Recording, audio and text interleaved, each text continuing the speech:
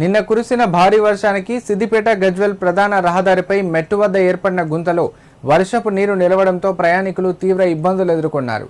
ఈ విషయం తమ దృష్టికి రావడంతో వెంటనే ఆర్ఎండ్బి అధికారులతో కలిసి రోడ్డుకు తాత్కాలిక మరమ్మతులు చేపట్టినట్లు బండారుపల్లి గ్రామ సర్పంచ్ కోల వెంకటస్వామి గౌడ్, ఎల్లారెడ్డిపేట గ్రామ సర్పంచ్ రాంపురం రమేష్ వెల్లడించారు. సిద్దిపేట జిల్లా తొగుట మండలంలోని మెట్టు ఎల్లారెడ్డిపేట అదనపు టీఎంసీ కాల్వపండ్ల ప్రాంతంలో రోడ్డు మరమ్మతులు నిలిచిపోవడంతో వర్షం కురిసిన ప్రతిసారి ప్రయాణికులు తీవ్ర ఇబ్బందులు ఎదుర్కొంటున్నారని వారు పేర్కొన్నారు.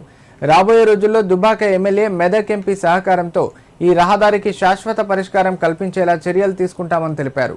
అప్పటి వరకు ప్రయాణికులు అప్రమత్తంగా ఉండి నెమ్మదిగా ప్రయాణించాలని సూచించారు. ఈ కార్యక్రమంలో ఉప సర్పంచ్ గౌస్ పాషా, గ్రామస్తులు కోల శ్రీనివాస్ పాల్గొన్నారు. గజ్వేల్ రోడ్డు మరమ్మతుల పని గురించి నిన్ననే శ్రీనివాస్ రెడ్డికి దృష్టికి తీసుకెళ్లడం జరిగింది.